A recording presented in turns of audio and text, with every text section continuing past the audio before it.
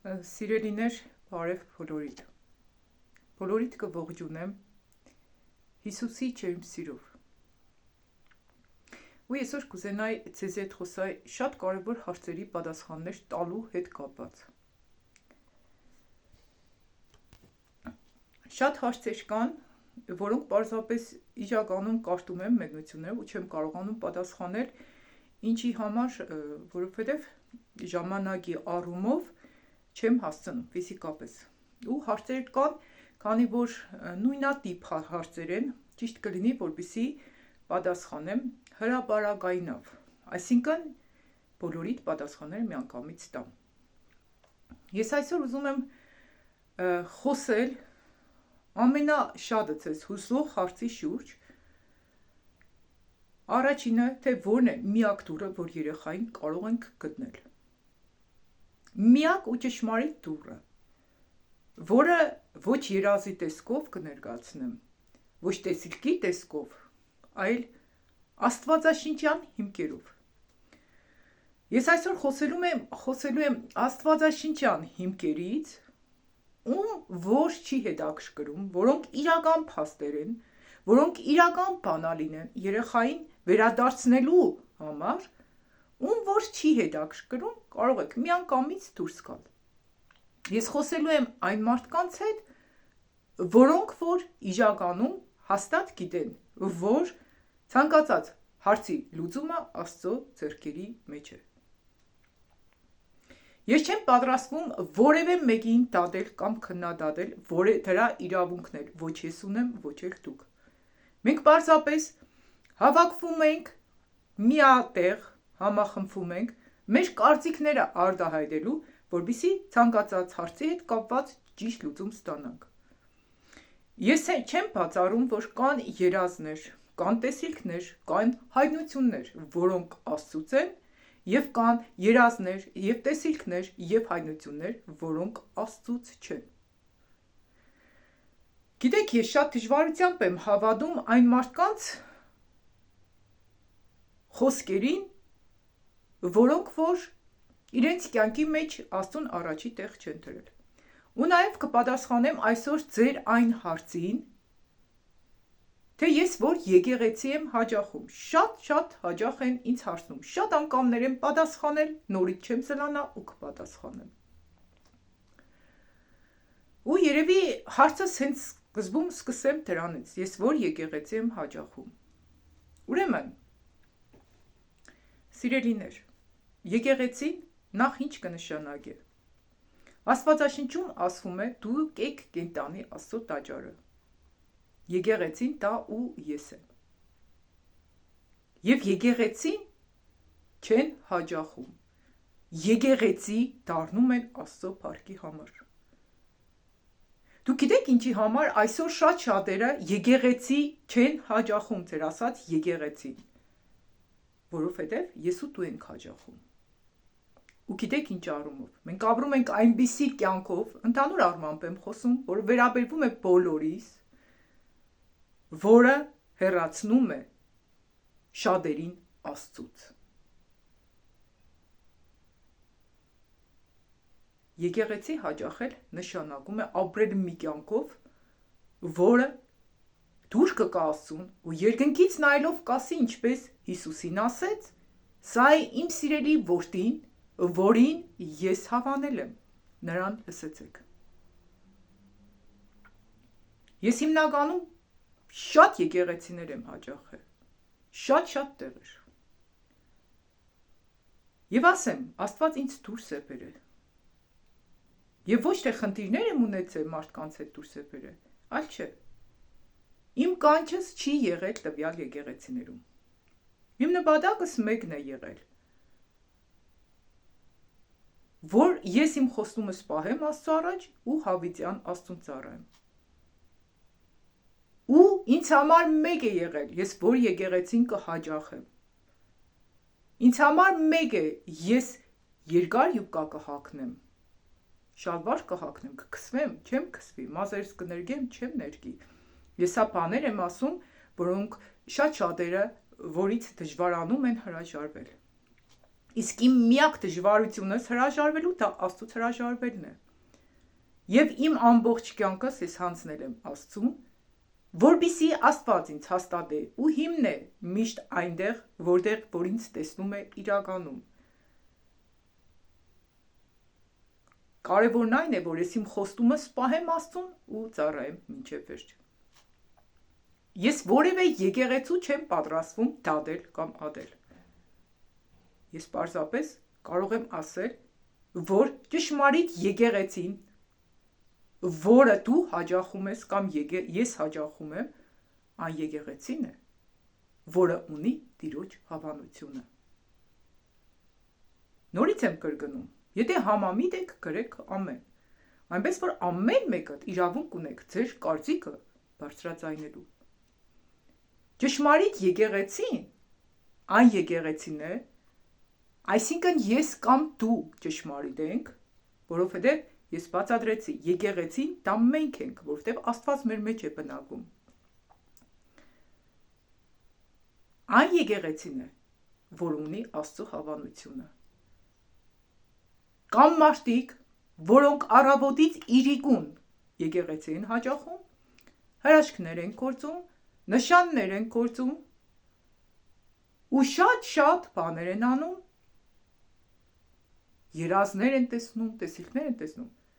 բայց Հիսուս ասում է, ես ձեզ չեմ ճանաչում, ինձանից մի կողմ քնացեք, դուք որ անօրենություն կգործեիք, Մատթեոս 7:21-ից 23-ը, որովհետև ոչ թե ինձ Տեր ասողը կմտնի երկնքի թագավորությունը, այլ նա, ով կկատարի իմ հոր կամքը, որը երկնքումն է։ Շատերը ինձ այն օրը կասեն. Տեր, չէ որ քո անունով մարգարեացանք, քո անունով թևեր հանեցինք, քո անունով շատ հրաշքներ ու նշաններ գործեցինք, բայց ես նրանց պիտի ասեմ. ես ձեզ չեմ ճանաչում, ինձանից մի կողմ քնացեք, դուք որ անօրենություն կգործեիք։ Սիրելիներ, այս նախադասության մեջ, այս խոսքերի մեջ ինչ հասկացանք, որ ով որ կատարում է Տիրոջ կամքը։ Ինձ Աստված նախքան իմ ամուսնանալս, այսինքն մոտ 20 տարի առաջ, չեմ հիշում, երբ, բայց մոտ 18-ից 20 տարի առաջ, ես գնում էի Նազովրեցու հետքերով եկեղեցին, ինձ այնտեղից դուրս հանեց ու ասաց. դու պիտի բարձրացնես արդարությունը կհաղթե եկեղեցին։ Մի բան ասաց, որը ոչ իմ մտքից է անցել, ոչ ես խնդրել եմ, ոչ էլ երազել եմ եկեղեցի բարձրացնել։ Ու մինչև այսօր էլ իմ մեջ չկա նման երազանք։ Ես պարզապես ամեն օր խնդրում եմ, որպեսզի Տերը ինձ սրբե, մաքրե ու լվացնե իր որդու Հիսուսի զորավոր այրունով ու դարձնե իր կամքի պես մարդ։ Ինձ համար մեկ է ես 50-ականների եկեղեցին կգնամ, կյանքի խոսքը գնամ, կամ ես եկեղեցիները, ես սիրով բոլոր տեղերը հյուր եմ գնում, երբ որ Աստված ինձ տանում է։ Կարևորը ինձ համար այն է, որ Աստված գնա իմ առաջից։ Շատ կարևոր թեմաների շուրջ եմ խոսելու, սիրելիներ։ Ում որ Սուրբ Հոգին առաջնորդում է, լսեք, ում որ չի առաջնորդում, պարզապես կարող եք անջատել և դուրս գաք եթերից, առանց ավելորդ կարծիքներ արտահայտվելու։ Ու ես ինչքան խնդրել եմ, որպեսզի Տերը ինձ հաստատություն տա, ես զգացել եմ, որ անընդհատ այդ հաստատությունն է տալիս, որ ես կանչված եմ մեծ հզոր եկեղեցի բարձրացնելու համար։ Եվ այնտեղ պիտի կան միայն այն մարդիկ, ովքեր սիրում են, փնտրում են արդարությունը, ովքեր փնտրում են Աստծուն։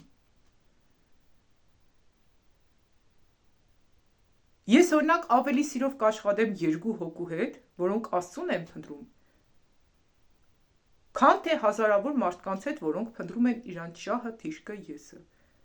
Ինձ համար քանակը ընդհանրապես կարևոր չէ։ Ես փնտրում եմ անկեղծորեն Աստծուն, փնտրում եմ ճշմարտությունը,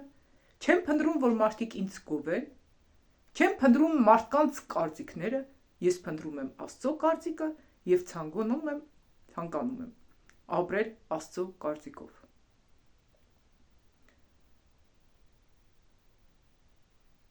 Շատ անգամներ ես խմպակներ եմ փակել։ Տիրոջ հրամանով, որովհետև ես տեսել եմ, որ խմպակներում ոչ թե մարդիկ գալիս են Աստծո խոսք լսելու համար, այլ ինչ որ շահի համար են մտնում խմպակ, կամ էլ հատուկ խանգարելու նպատակով։ Ինձ քանակ պետք չէ, ինձ պետք չեն զոհաբերություններ ուղարկողները։ Ինձ պետք է, որպեսզի իմ կողքս մարդիկ կանգնեն,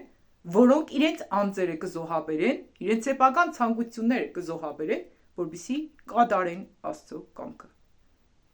Դրա համար էլ հիմա ես շատերին էլ ժամանակ չեմ տրամադրում լսելու։ Երեք ինձ խոսք տվեց, որ էլ հյուրեր հիմնականում չընդունեմ, որովհետև չեմ հասցնում ֆիզիկապես շատ ժամանակ տրամադրել Աստծուն աղոթքներին, որովհետև Աստված ինձ կանչել է շատ աղոթքի։ Ես տեսանյութեր երբեք չեմ տեղադրում, եթե Տիրոջից խոսք չեմ ստանում կամ հաստատություն չեմ ստանում։ Ու եթե համոզված չեմ, որ այս պահին Տերը կխոսե իմ միջիցս, որովհետև ես ով եմ, որ ինչ որ ճիշտ բան խոսեմ, ես չեմ տեղադրի տեսանյութ։ Որովհետև այս ալիքը Տիրոջ ալիքն է, խոսքը պիտի լինի ճիշտ խոսք, Աստծո Սուրբ Հոգուց ծնված խոսք, որտեղ ես փնտրում եմ մարտահաջող խոսքեր, այլ փնտրում եմ Աստծո կամքը, Աստծո խստությունը ու միաժամանակ սերը ցույց տվող խոսքեր։ Սիրելիներ, այս կանը իմ եկեղեցի գնալուց հետ կապված։ Ինձ թվում է, որ ձեր հարցի հստակ պատասխանը իմացաք։ Ես որ եկեղեցին եմ գնում։ Ես գնում եմ բոլոր այն եկեղեցիները, որտեղ Աստված ինձ տանում է։ Եվ եկեղեցին չեն գնում։ Այլ կերպ ասած, եկեղեցին դա դու ես, անկախ այն բանից, որ եկեղեցին ես գնում, պիտի ապրես այնպիսի կյանքով, ինչպիսի կյանքով, որ Աստված է պատվիրում քեզ։ Իսկ հիմա խոսենք երեխայի հետ կապված, որն է միակ դուռը երեխային գտնելու հարցում։ Գիտեք, եթե բացեք իմ տեսանյութերից տակ, շատ մարդիկ երազներ են գրել։ Իրենց երազներն են պատմել ու խնդրել են, որպեսզի մեկնեմ իրենց երազները։ Սիրելիներ, Սուրբ Հոգին չառաջնորդեց ինձ, որ այսօր որևէ մեկի երազի հետ կապված խոսեմ։ Ես ով եմ, որ մարմնից ձեզ մեկնություն տամ, եթե Տերը ինձ չի առաջնորդում մեկնություն տալու։ Որովհետև ես արդեն մեկնություն տվել եմ մի երազի ու հաստատ գիտեմ, որ դա ճշմարտություն է։ Ու ամեն օր դրա հաստատությունը ես առել եմ տարբեր մարդկանց եւ վկայությունով եւ աստվածաշնչյան խոսքով։ Այսօր Աստված ինձ հետեւյալ խոսքեր տվեց, որը կցանկանայի ընթերցել ձեզ։ Վախը մարդուն որոգայթի մեջ կգցե։ Առագած 29-ի 25 խոսքն եմ կարդում։ Բայց Տիրոջը ապավինողը ամուր ապաստանարան կունենա։ Եթե դուք այսօր վախեցած եք, ես այսօր վախեցած եմ, ուրեմն ես գտնվում եմ որոգայթի կամ թակարդի մեջ։ Բայց Տիրոջը ապավինողը ամուր ապաստանարան կունենա։ Սա ինչ է նշանակում։ Եթե մենք վախերի ու անհանգիստ վիճակի մեջ ենք, ուրեմն Տիրոջը չենք ապավինում։ Հիմա կարող եմ մտածեք շատ եմ երկարացնում, բայց չէ։ Ես սիրում եմ ամեն հարցի արմատից խոսել ու հասկանալ արմատը։ Մոլախոտը ինչ կան էլ ուզում ես արտաքինից փոգես, միևնույն է կաճի։ Պետք է արմատական խնդիրը հասկանանք, արմատից փոգենք, որպեսզի ինքը նորից չաճի։ Շարունակությունը 26-րդ խոսքը շատերը իշխանի օգնությունը կփնտրեն։ Իշխանի, այսինքն մարդկային, առաջնորդների, ճանաչվածների, հանրահայտների եւ այլնի օգնությունը կփնտրեն։ Բայց Տիրոջից է մարդու իրավունքը։ Հասկացանք միտքը։ Մարդու իրավունքը Տիրոջից է։ Ինչ կան ուզում ես։ Մարդկանց մեջ օգնություն փնտրես, միևնույն է, եթե տիրոջ հրամանը չեղավ երեխային գտնելու, դու չես կարող այդ երեխային գտնել։ Այսինքն, ինչի մասին է այստեղ Աստված մեզ զգուշացնում։ Քո հարցերը կարգավոր է Աստծո հետ։ Սա առաջինը վերաբերվում է ծնողներին, որովհետև մենք չգիտենք ծնողների ապրած կյանքը ինչերից պիտի ապաշխարեն։ Սա վերաբերում է մեզ, բոլոր անհանգստացողներից, թե Աստված ինչու է թույլ տվել այս բանը իմանանք ու ներքաշվենք այս բանի մեջ եւ ապաշխարենք։ Եթե դուք ծնկի իջնեք, ես ծնկի իջնեմ Աստծո առաջ, որ այս վերջից ընթացքում անընդհատ անում ու խնդրում եմ, որպեսզի Տեր ինձ մեղքերս ու սխալներս բացեցույց տա։ Գիտեք, ինչքան մեղքեր ու սխալներ ինքս գտնում եմ մեջ ու ամեն օր ապաշխարում եմ, ես ձեր մասին չեմ էլ խոսում։ Իսկ եթե դուք ամեն օր առավոտից իրգուն փնտրում եք որ դիմացինի մեղքը գտնեք, դուք երբեք չեք օրհնվի։ Ուրեմն այստեղից բարձ հասկացանք, որ երեխայի վերադարձնելու հարցը որևէ մեկին մեղադրելու մեջ չէ։ Ում միջոցով որ տարվել է երեխան։ Ինչ պատճառներով որ չկա այդ երեխան։ Մենք չգիտենք հստակ պատասխանը։ Միակ բանը որ գիտենք, որ առանց ծառի տերև չինքնի առանց տիրոջ թույլատրության։ Այսինքն ծառը տերև չինքնի առանց Աստծո թույլատրության։ Այսինքն այս ամենը ինչ որ եղել է, պատահական չի եղել։ Թույլ է տվել Աստված։ Մի հատ հարց տանք։ Ինչի համար է թույլ տվել Աստված։ Քննարկենք աստվածաշնչյան դեպքեր։ Դավիթը Բերսաբեից որ երեխա ունեցավ։ Ինչի համար Աստված թույլ տվեց, որ երեխան մահանա։ Որովհետև ինքը աչքը տնկել էր ուրիշի վրա ու նաև մարտասպանություն էր գործել։ Սիրելիներ, ես աստվածաշնչյան խոսքեր եմ ասում։ Երկրորդ Օրինաց 28-29 խոսքերը կարդաք,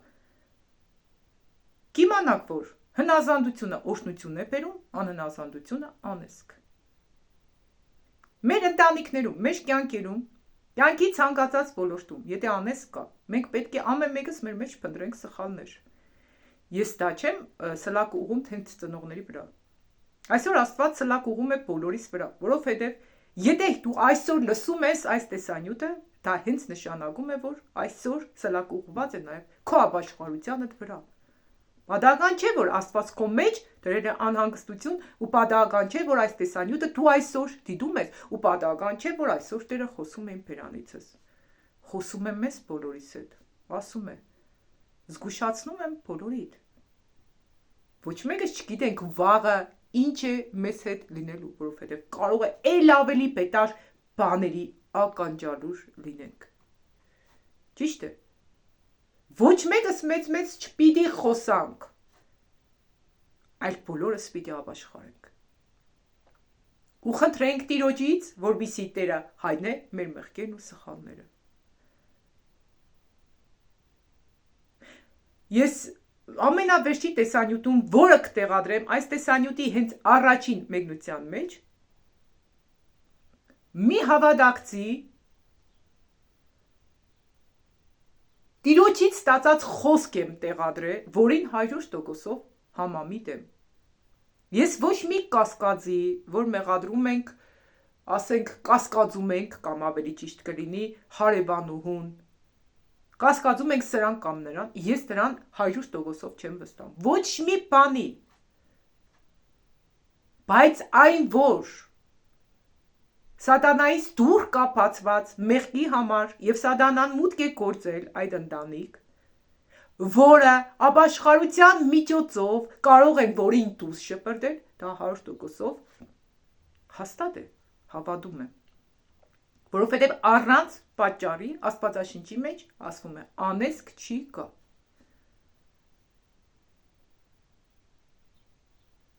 Նույնիսկ եթե երկրորդ անգամ առանց պոռնոգության պատճառից տղամարդը ու կինը կամուսնանան, ես այդ մասին տեսանյութ տեղադրել եմ, Հիսուսը ինքն է անձամբ վկայել, ինչ որ մեկին ով մահացել է, մի քույր, որը երկրորդ անգամ է ամուսնացել ու հավատացյալ է ասել է, որ քո առաջին ամուսնությունն է երկնքում գրանցված։ չի ընդունում Աստված։ Եվ այդտեղից էլ կարող են հենց անեծքներ ծնվել։ Այնպես որ հոգևոր վկայություններ լսեք շատ, երբ որ Սուրբ Հոգին կառաջնորդ է, որովհետև կարող է վկայությունների մեջ է սատանեն թափանցի ու սխալ ապատեղեկատվություն ներկայացնի։ Ինչևէ, երբ որ կա կատարյալ ապաշխարությունը, առաջինը իր ընտանիքում ու խոսեմ մեր ընտանիքների տարածական անեծքի հետ կապված, որ շատ շատերը ունեն խնդիրներ իրենց ընտանիքում, եթե լինի ապաշխարություն, Աստված կբացե օրհնության դռները։ Ցանկացած խնդիր, եթե կա իմ կյանքում, քո կյանքում, մենք ոչ մեկս մեծ չենք խոսում, որովհետև չգիտենք վաղը մեզ հետ ինչ կպատահի, միշտ խնդիրները ծնվում են մեր իսկ սխալների ու մեղքերի պատճառով։ Բերեմ ևս մեկ օրինակ Աստվածաշնչից։ Երբ որ Աստված ստեղծեց երկրի վրա, ամեն բան կատարյալ էր։ Այո։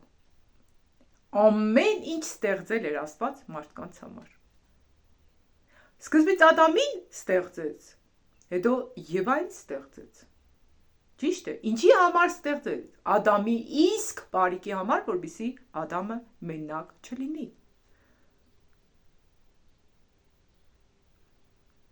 Իսկ հետո Եվային ինչի համար ստեղծեց։ Հա, այդ մասին արդեն ասեցի։ Որպեսզի մենակ չլինի։ Հետո ինչի համար դրեց աշկելով ծառը։ Ասեց, այս ծառը դնում եմ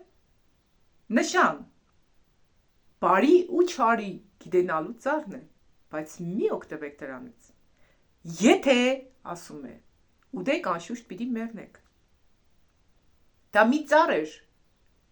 որի միջոցով Աստված ցույց էր տալիս, որ դուք ունեք ազատ կամք ընտրելու համար, թե դուք ուզում եք ինձ հնազանդվել, թե ոչ։ Այսինքն, եթե բառը նշանակում է, որ դու ունես ընտրության հնարավորություն։ Իսկ եթե հանկարծ չուտեք, դա նշանակում է,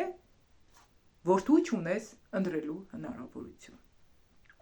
Այսինքն, Աստված մեզ ի սկզբանե տվել է ազատ կամք ու ընտրելու հնարավորություն։ Ինչի համար Ադամն ու Եվան վտարվեցին պարտեզից։ Ադամն ու Եվան պարտեզից վտարվեցին, գիտեք ինչի համար, որովհետև իրենցից բացի բոլորը մեղավոր էին։ Որտեղից գիտենք։ Եվան ասաց, երբ որ Աստված ասավ, որտեղ եք։ Ադամը ասում է, պարտեզի մեջ ձայնը լսի ու վախեցա, քանի որ մերկ էի ու պահվեցա, արդեն աչքերը մեղքի բացվել էր։ Հետո ինչ կսե։ Կինը ասում է, օձը ինձ տվեց ու ես կերա, այսինքն ես չեմ մեղավոր, օձն է մեղավոր։ Ադամն ասեց, այն կինը, որը դու ինձ տվեցիր, նա ինձ տվավ, ես կեր, այսինքն ես չեմ մեղավոր, դու ես մեղավոր, որ ինձ կին տվիր։ Մեր երեխաներն էլ են, չէ, այդպես շատ հաճախ անում, ես չեմ մեղավոր, չառներ, չբերեիր ինձ, բերել ես պահե, չէ, բայց դու չես բերել, որպեսզի ինքը ինչպես ուզում է ապրի, դու բերել ես, որպեսզի ինքը երջանիկ լինի, այդպես անում են Աստծուն, դե բերել ես, տվել ես, չտայր, ես իրան չի լսել, ինքը չի ասում Ադամը, ես մեղավոր եմ, բոլորը իրենց արտարացնում են։ Օձը որտեղից ծնվավ երկնքի մի ըմբոստից, որովհետև ինքն է մեղավոր չէր, Աստված էր մեղավոր, որ իրեն թույլ չէր տվել, որ իր գահին նստեր։ Չէր հասկացել, որ ինքը ստեղծվածին պիտի ենթարկվի, ոչ թե ստեղծվածը ստեղծողին։ Այսօր էլ է նույնը։ Բոլորը սպասում են, որ ստեղծվածները պիտի ստեղծողին իրենց ենթարկեցնեն։ Հիշեք, Աստված ունի կարգ ու կանոն, ինքն է մեզ ստեղծել։ Իր համար անհնարին ոչինչ չկա։ Երբ որ իսրայելացիները Կարմիր ծովի առաջ կանգնած էին, միայն մեկը կարող էր այդ հրաշքը գործել, որ կարմիր ծովը բացեց։ Այսօր կարմիր ծովը նորից բացողն է Աստված, փակողն է Աստված։ Սիրելիներ, ծնկի չեք Աստծո առաջ, ապաշխարեք, Աստված մերելներից էլ կարող է հարություն տալ, վերադարձնողն էլ ինքը, չվերադարձնողն էլ ինքը։ Ում ինչքան Աստված կյանք է տվել, այդքան էլ կապրի։ Բայց մենք կարող ենք մեր չապաշխարելու, մեր անհնազանդության պատճառով ամեն բան կորցնել։ Երեխային հետ վերադարձնելը Աստծո համար մեկ ակնթարթ էր, նույնիսկ կարող էր թույլ չտար, ինչպես քրերից մեկն էր գրել, հավատագիծ էր, որ երեխային կողանային։ Տեսեք, եսի մեկենաս խփեցի դեմը լրիվ լղջավ, Աստված իմ կյանքը սպայեց, ծրագիր ուներ ինձ հետ ուրեմն։ Հետո ես իմացա, որ մորաքրոջս, ամուսնու, եղբոր, տղան, մեկենան խփել է, մի քանի օրից հետո իմացա, ու մի անգամից տեղում մահացել է 37 տարեկան 3 երեխայի հայր։ Պատահական չի լինում որևէ մեկիս կյանքում ոչինչ։ Իսրայելացիներին Աստված ուզում էր 40 օր հետո հասցնել կատ ու մեղր տխոր երկիրը։ Ինչի համար դարձավ 40 տարի։ Իսրայելացիների անհնազանդության ու ըմբոստության համար։ Ինչ արեցին իսրայելացիները։ Սկսեցին հորթ շինել ու պաշտել։ Տրտնջացին, բողոքվեցին Աստծո դեմ։ Դուք գիտեք ինչքան մեկնություններ են կրում Աստծուն դեմ։ Այսօր ինչքան մարդիկ արդեն արծաթե հորթ են պաշտում, այսինքն էքստրասենսների, գուշակների ու չգիտեմ ինչերի են թիմում։ Սիրելիներ, Աստված ծաղր չի լինում, ինչ որ ցանենք, այն էլ կհնձենք։ Համարձակ պետք է բոլորս լինենք մեր սխալները լսելու, ընդունելու եւ ուղղելու համար։ Այս պատմությունը կարող է շատ արագ ավարտ ունենա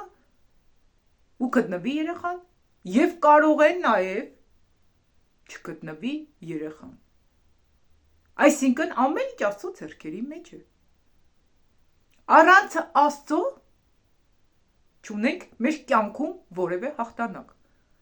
Զաքարիայի մեջ ասում է զորությամբ չէ 4 գլխի 8-րդ խոսքում եւ ուժով չէ, հապա Սուրբ Հոգով է կասե զորքերի Տերը։ Այսինքն առանց Աստծո Սուրբ Հոգու որևէ հաղթանակ չի կարող լինել։ Նույն գլխում ասում է Աստված կարող է սարը դաշտ սարքել։ Կարող է, թե չի կարող, ամեն ինչ կարող է Աստված անել։ Նույնիսկ գողացողը, եթե գողացել են, իրապես գողացել են, ով ուզում է լինի գողացողը, Աստված կարող է երազին կա։ Այնպիսի խղճմտանք տնե իր մեջը, որ ամբողջ գիշեր չքնի ու երեխային վերադարձնի, ամեն ինչ Աստծո ձեռքերում է։ Կարող է, թե չի կարող։ Իհարկե կարող է։ Բայց նաև կարող է բոլոր դռները փակե